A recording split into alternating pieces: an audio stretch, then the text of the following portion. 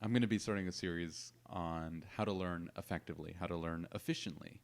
It's based off a book by Barbara Oakley named A Mind for Numbers. And I'll be using a software tool called MindNode, which you can buy on the App Store for the phone or the Mac. I really use it. I really enjoy it. I find it useful in how to schematize whatever I'm learning, whether it be a book, textbook, just learning things off the internet. It's a great way to compartmentalize, categorize everything that you learn into in an understandable sort of visual way.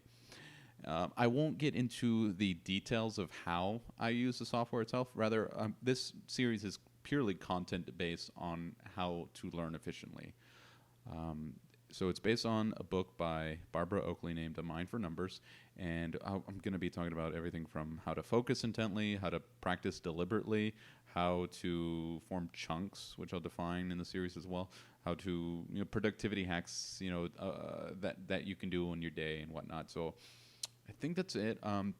Again, I'm John Euro. This is a really new channel. If you like anything that I do, or if you dislike anything, just let me know in the comments down below.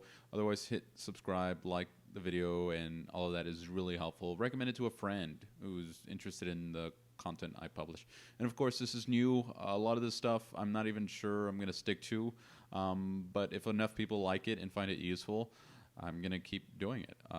So if you have any feedback, please let me know. Anyway, here is the video just to introduce you a bit about the software.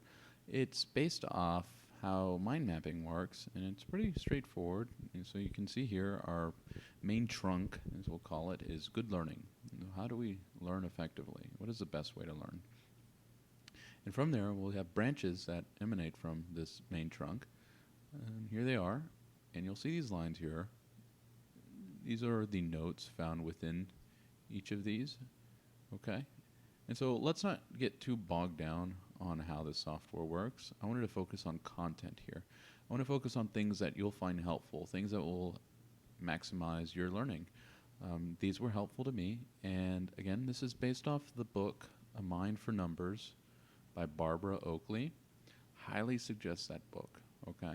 Like I mentioned in the introduction, if you haven't got that book already, please go get it. It's very useful. So let's go ahead and get started here. So we start off here in good learning. So what exactly is that? Focus intently is one of the branches here. Focusing intently. So is just as it sounds, is focus intently.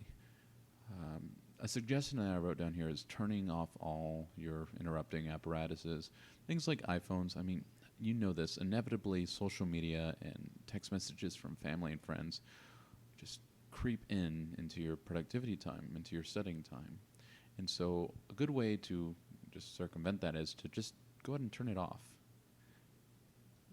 Two branches that come out of that, I'm just going to move this guy over here. The Pomodoro technique, you probably heard of the Pomodoro technique. It's a very effective productivity hack, we'll call it, which is basically setting a timer for 25 minutes and then usually they don't mention this, but rewarding yourself after those 25 minutes, okay? So the 25 minutes is really focusing on a task and studying, okay? That involves turning off your phone. We want to work without distractions here. Setting it for 25 minutes, and that's not hard and fast, right? It can be 15 minutes. It can be 45, right? Whatever you're comfortable with, and it, of course, depends on the subject matter. Rewarding yourself, like, giving maybe a chocolate bar, or maybe going out for a walk, or maybe even a cup of coffee, watching an episode of Netflix. The key here is to reward yourself after your focus time, okay? And that helps with subconscious. The brain starts to associate those 25 minutes of hard work with the reward, and then this the dopamine, right? The dopamine, the pleasure, motivation neurotransmitter starts to just goes crazy, firing out, and all of that helps with motivation and really will make sitting down and studying a whole lot easier, okay? So attaching reward to those 25 minutes or however minutes of working hard will help sitting down and going through the drudgery of whatever you're studying be more, of course, make it much more motivational. but also just facilitate that and make it easier, less resistance. The stress of the timer allows you to get used to real-life time constraints. So that's another benefit to that, right? When a distraction arises, you want to train yourself to ignore it. So this is key. This is building the muscle of executive function. Shifting from task to task requires energy. And so if you can just eliminate all potential distractions, you won't have to shift your attention. And so that will sort of preserve your energy there, your willpower. Okay? Flow state. Flow state is awesome. You've probably experienced flow state. It's when you're completely engrossed into a task or activity. Mountain climbers, basketball players, they've all reported this, feelings of this. Swimmers, running, things like that. Even sitting down, coding, for example, studying. All these tasks will help bring about this feeling of losing yourself. Time seems to dilate. You just completely, it's just you in whatever task you're doing, okay?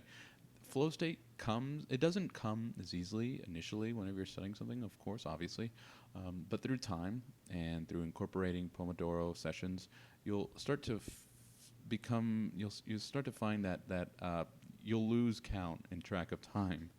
I know this has happened to me. You'll look outside the window and say, what, it's already nighttime? And so flow state is really ideal for studying.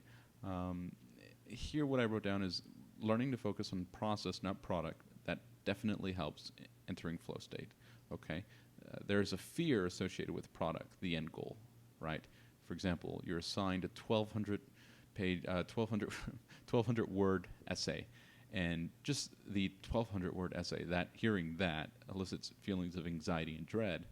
So instead of focusing on that, focus on constructing a paragraph. Maybe you might be even interested in that whatever topic of the essay, right? Focus on how that interest will come into play with constructing these sentences and these words rather than this 1,200 word essay, right? So process is key here. Focusing on process. That will help bring up feelings of flow. The product is what triggers the pain that causes you to procrastinate. That is definitely true. I don't have to explain much on that. By allowing yourself to focus on process rather than product, you can back away from judging yourself and allow yourself to relax into the flow of work. Okay? And so that is pretty much focus intently. And that is one of the branches here on good learning, on how I like to learn best. Okay? In the next video, we'll talk about chunking, what that is, and the process of chunking, and how to build a powerful chunk, okay? So that's it for this video. Be sure to like, subscribe, recommend to a friend. Thanks again for tuning in. This is John Euro. Goodbye.